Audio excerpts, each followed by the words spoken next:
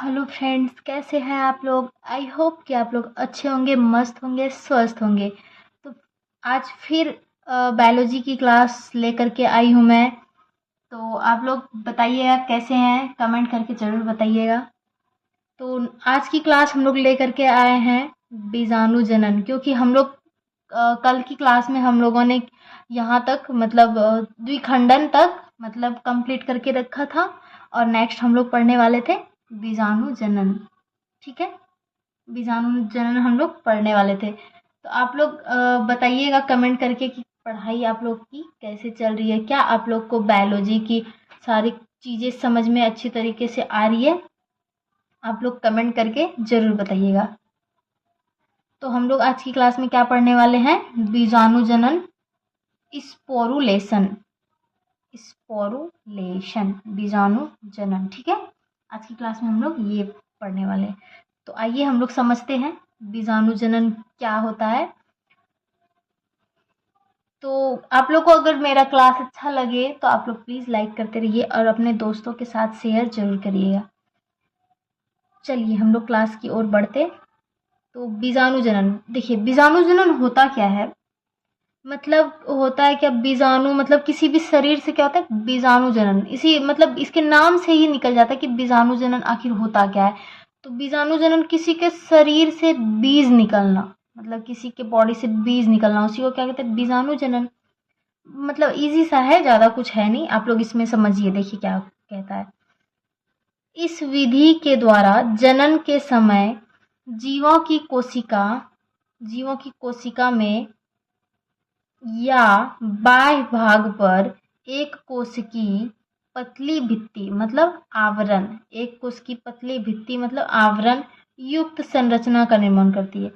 ये लोग क्या करता है, मतलब बीजाणु जनन, इसमें क्या होता है कि इस विधि में, ये विधि में क्या होता है, जनन के समय मतलब जनक जो जनन करते हैं उसके समय जीवों की कोशिका में या बाह्य भाग पर, मतलब जीवों की कोशिका या उसके जीव का बाह्य भाग, ठीक है, उसके भाग पर एक कोश की पतली भित्ति आवरण युक्त संरचना का निर्माण करता है। आवरण एक जैसे कि मतलब ये कोई जीव है, ठीक है, ये कोई जीव है, इसके साइड में ये जो है ना पतली भित्ति का आवरण, यही बोल रहा है आवरण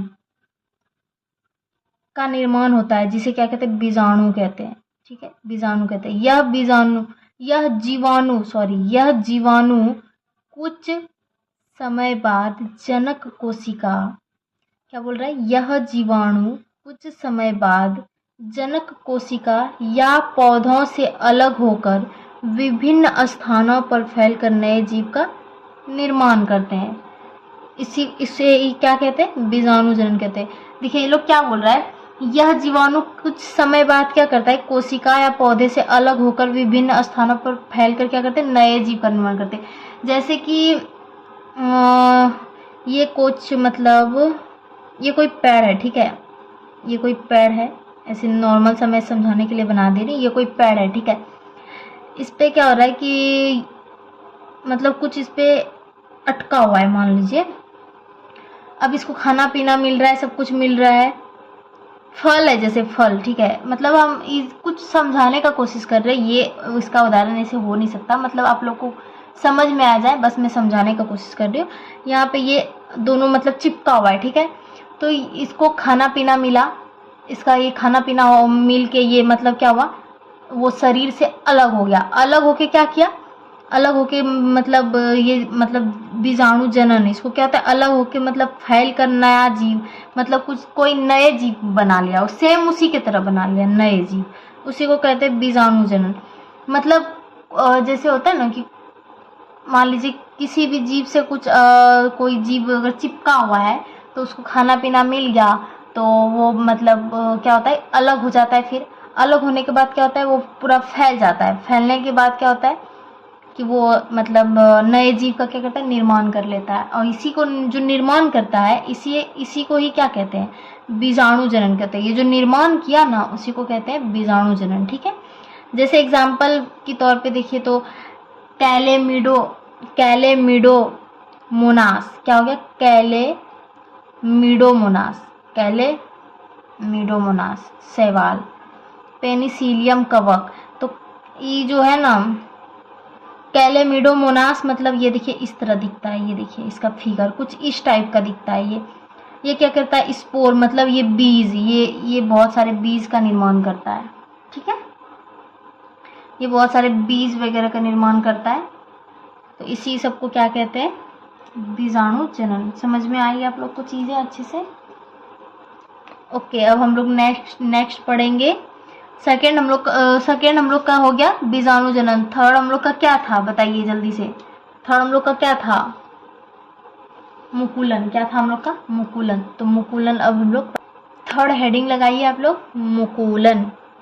मुकुलन थर्ड नंबर आप लोग हेडिंग लगाइए, मुकुलन। बीजाणु जनन हम लोग आगे की क्लास में पढ़े, द्विखंडन या द्विविभाजन। उसके बाद पढ़े बीजाणु जनन अभी।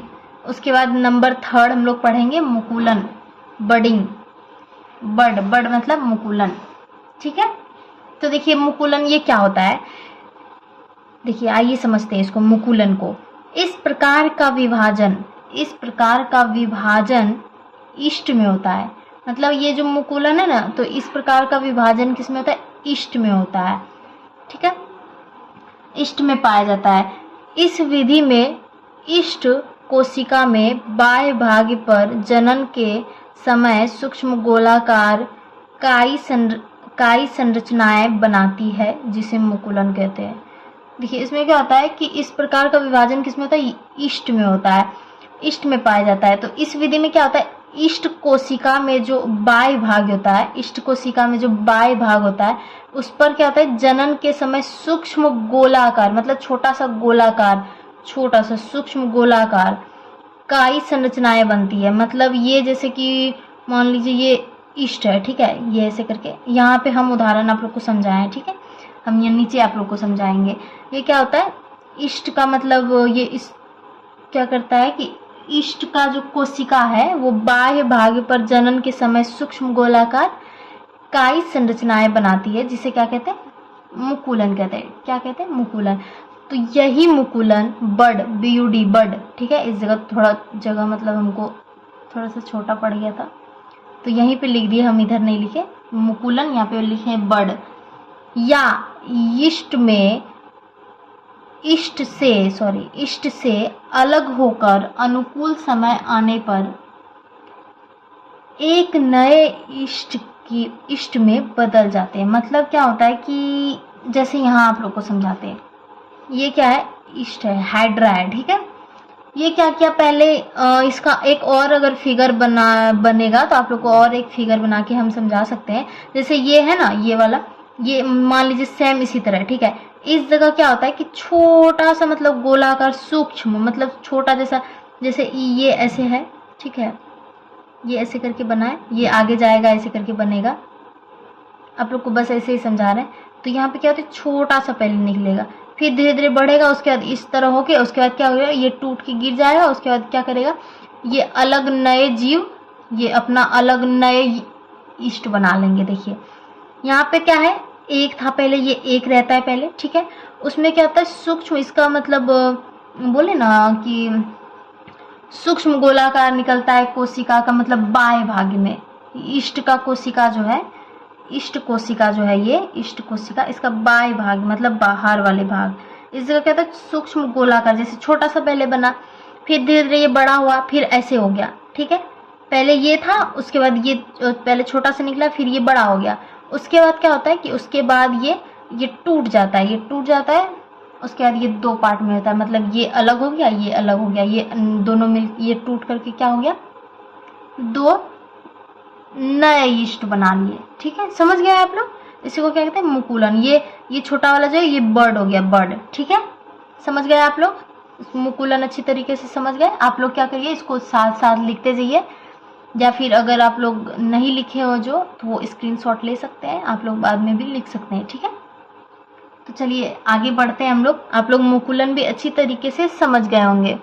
तो नेक्स्ट हम लोग उसके बाद क्या है, मुकुलन के बाद क्या था, कौन सा पॉइंट था बताइए आप लोग। नेक्स्ट पॉइंट था हम लोग का कालिका। क्या था, कालिका। तो हम लोग नेक्स्ट पॉइंट अब लोग कालिका, क्या था, कालिका नेक्स्ट पॉइंट। चलिए आप लोग भी लिखिए, हेडिंग लगाइए, साथ साथ लिखते जाइए ताकि अच्छे से समझ में भी आए और नोट्स भी कंप्लीट हो जाए। तो नेक्स्ट पॉइंट हम लोग का है कालिका, जेम्यूल्स। ठीक है, अब देखिए कालिका क्या होता है, अब इसको समझते हैं। ठीक है, जब किसी पौधे में पत्ती या तने के अग्रभाग पर, जब किसी पौधे में पत्ती या तने के अग्रभाग पर बहुकोशिकी हरे रंग की गोलाकार संरचनाएं बनती है तो उसे कालिका कहते हैं।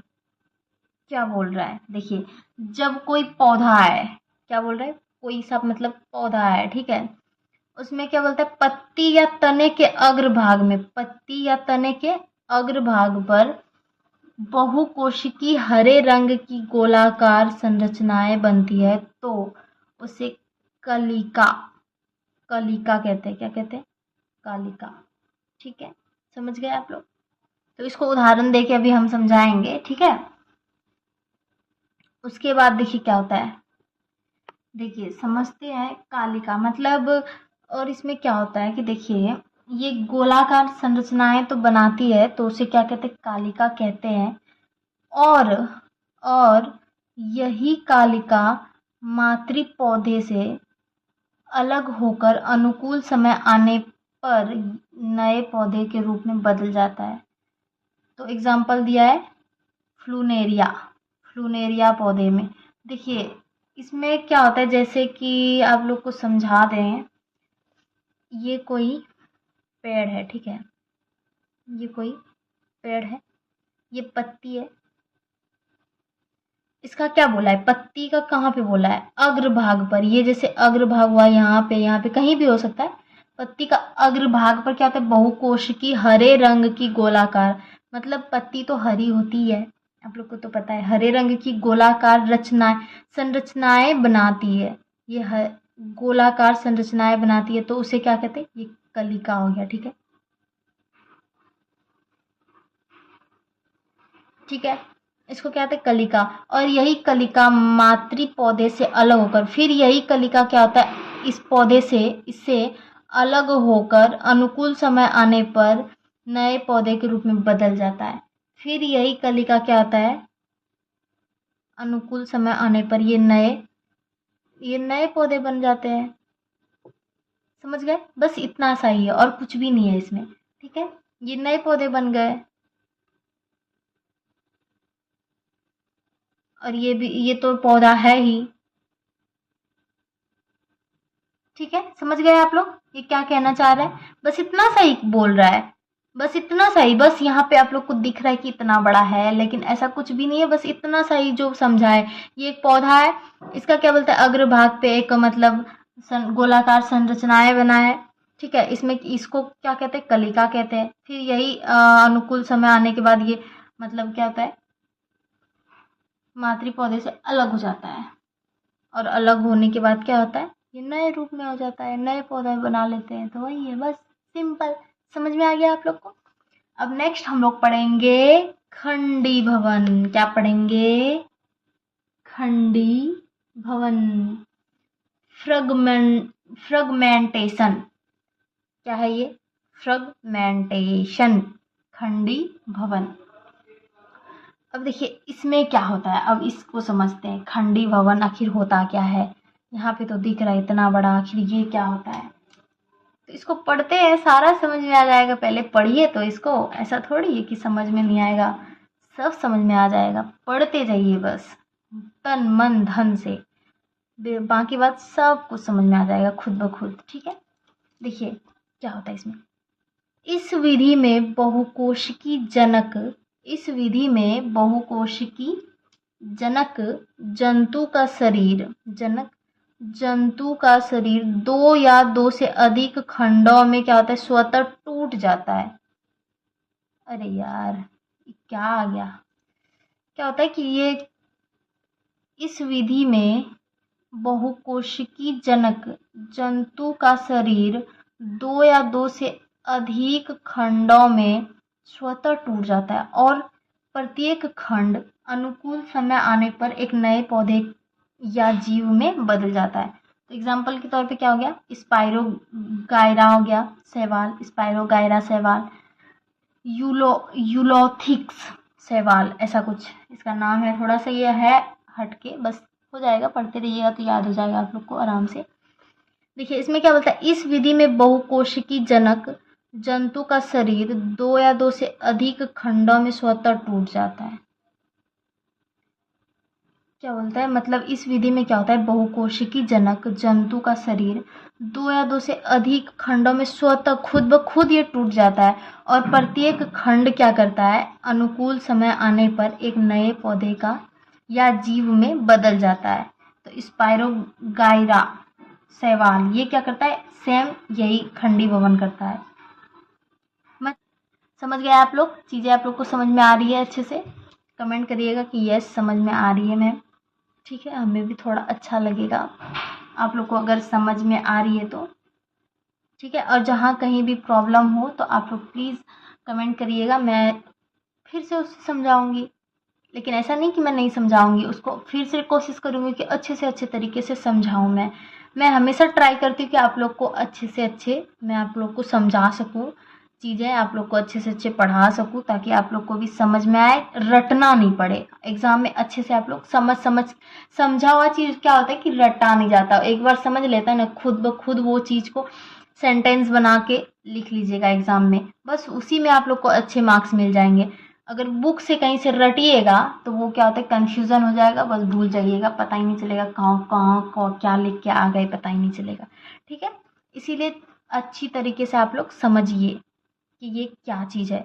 उसके बाद हार्ड बिल्कुल भी नहीं लगेगा आप लोग को, हाँ कि ये हार्ड भी है, कुछ भी नहीं लगेगा, ठीक है।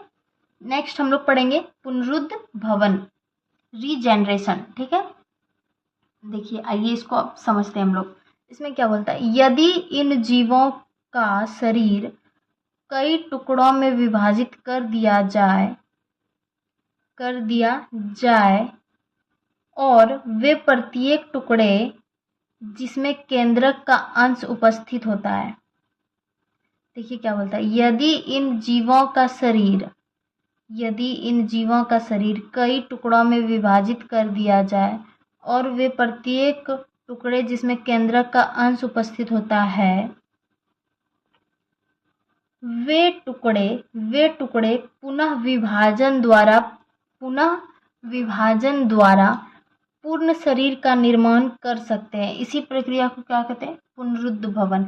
इसमें क्या बोलता है कि मतलब जैसे कोई शरीर है, ठीक है, उसका टुकड़ा हो गया, तो हर एक में क्या होता है, केंद्रक है, ठीक है। तो वो क्या होता है कि केंद्रक है, तो वो केंद्रक का अंश उपस्थित है, तो वे टुकड़े क्या होते हैं, पुनः विभाजन कर पूर्ण शरीर फिर से वो निर्माण कर लेता है। वही जो निर्माण कर लेता है ना, उसी को क्या कहते हैं, इसी प्रक्रिया को क्या कहते हैं, पुनरुद्ध भवन कहते हैं, ठीक है। कुछ जीवों में पुनरुद्ध भवन की असीम क्षमता पाई जाती है। असीम मतलब अधिक, असीम मतलब क्या, अधिक, अधिक क्षमता पाई जाती है। असीम मतलब अधिक क्षमता, मतलब कुछ कुछ जीव है जिसमें कि पुनरुद्ध भवन की असीम क्षमता मतलब अधिक क्षमता पाई जाती है, बहुत ज़्यादा अधिक क्षमता होता है। एग्जाम्पल देख लीजिए, प्लेनेरिया हुआ, स्पंज हुआ, हाइड्रा व अमीबा। तो इसमें हम एक प्लेनेरिया का फिगर आप लोग को दिखा देते हैं, ये प्लेनेरिया है और ये हाइड्रा है कुछ। इसमें आप लोग को तो ये वाला फिगर हम आपको समझाए कि इस जगह से ऐसे सूक्ष्म गोलाकार रहता है, फिर निकल के टूट जाता है, तो यही हुआ, ये पुनरुद्ध मतलब ये फिर से, ये टूटा तो ये फिर से तो अपना शरीर पूर्ण कर लिया, उसी को कहा जाता है कि पुनरुद्ध भवन, ठीक है। समझ गए आप लोग को समझ में आ गई चीजें, ठीक है। आप लोग इसको साथ साथ लिखते जाइएगा, ठीक है। अब नेक्स्ट हम लोग पढ़ेंगे अलैंगिक जनन के लाभ, ठीक है। देखिए अलैंगिक जनन में क्या क्या लाभ होता है, फिर उसके बाद हम लोग हानियां भी पढ़ेंगे, इसका क्या क्या हानि होता है अलैंगिक जनन में, ठीक है। तो सबसे पहले हम लोग पढ़ेंगे अलैंगिक जनन के लाभ, ठीक है। देखिए इसमें क्या होता है कि इस विधि द्वारा उत्पन्न संतान आनुवंशिकी व आकारिकी में जनक के समान होता है। मतलब अलैंगिक जनन में क्या होता है, अलैंगिक जनन जो विधि है इसमें क्या होता है कि संतान का जो अनुवांशिक व आकारिकी मतलब जो है ना वो जनक के समान, जो जनक है जो जनक है उसके सेम टू सेम, मान लो 2 कॉपी उसका हो गया, सेम टू सेम उसी के तरह, बिल्कुल भी डिफरेंस नहीं, सेम टू सेम उसी के तरह दिखता है, बस वही बोल रहा है। और लैंगिक जनन में ऐसा ही होता है, ठीक है। सेकेंड पॉइंट क्या है कि इस विधि द्वारा उत्पन्न संतान में गुणसूत्रों की संख्या जनक के गुणसूत्रों की संख्या के समान होगी। देखिए इसमें क्या बोलता है, जनक का मान लीजिए कि जनक के अंदर 23 गुणसूत्र है, ठीक है। तो उसका जो बेबी होगा, बच्चा होगा, उसमें भी क्या होता है कि 23 ही गुणसूत्र होगा, उससे एक्स्ट्रा बिल्कुल भी नहीं होगा। तो वही बोला जाता है कि इस विधि द्वारा उत्पन्न संतान में जो गुणसूत्र होगा ना, गुणसूत्र की संख्या, तो जनक के गुणसूत्र की संख्या दोनों में क्या होगा, समान होगा, बिल्कुल भी आगे पीछे मतलब इसमें ज़्यादा उसमें कम ऐसा कुछ भी नहीं होगा, ठीक है। तो यही बोल रहा है इस पॉइंट को। तो नंबर 3rd पॉइंट हम लोग पढ़ेंगे, इसमें क्या बोला जाता है कि इसमें जनन के लिए केवल एक जीव की आवश्यकता होती है। इसमें जो जनन करता है ना, जीव जनन करता है, तो इसमें एक ही का इसमें ज़रूरत पड़ता है, एक ही का, 2 का इसमें या फिर 3 का इसमें बिल्कुल भी नहीं होता है, 2 का नहीं होता है, इसमें क्या होता है, एक का होता है। जैसे आप लोग को एग्जाम्पल दिखाई दिए, ये हो गया अमीबा हो गया, वो सब क्या करता है, खुद को ही विभाजित कर लेता है, ठीक है, समझ गए आप लोग। उसके बाद क्या नेक्स्ट पॉइंट है इसमें, नंबर 4 पॉइंट, इसमें युग्मक जनन, निषेचन आदि की आवश्यकता नहीं होती, बिल्कुल नहीं होती, ये तो बिल्कुल सही बात है। इसमें ना ही निषेचन होता है। निषेचन कब होता है, जब इसमें नर और मादा, नर का शुक्राणु मादा का अंडाणु दोनों क्या होता है कि फर्टिलाइजेशन मतलब करता है, ये सब तो वो प्रक्रिया करता है, तो उसी को ये सब निषेचन वगैरह होता है। तो इसमें तो एक ही, जबकि यहाँ पे बोला जाता है कि एक ही जनक का आवश्यकता होता है इसमें, तो इसमें तो निषेचन में तो चाहिए 2 जनक का, ठीक है, इसीलिए इसमें क्या होता है, आवश्यकता नहीं होता है सब का। समझ गए आप लोग, क्या आप लोग को समझ में आई, हम इसमें जो भी पॉइंट है क्या आप लोग को समझ में आई। आप लोग को अगर समझ में आई तो प्लीज़ आप लोग कमेंट जरूर करिएगा। मैं बार बार आप लोग को ये बात बोल रही हूँ कि समझ में आ रही है, आप लोग प्लीज़ कमेंट जरूर करिएगा। जहाँ पे प्रॉब्लम हो रहा है वो भी हमसे पूछ सकते हैं, वो भी हम आप लोग को क्लियर करा देंगे, ठीक है। तो नेक्स्ट हम लोग पढ़ेंगे कल की क्लास में अलैंगिक जनन के यहाँ पे लाभ पढ़े, तो कल पढ़ेंगे हानियाँ, ठीक है।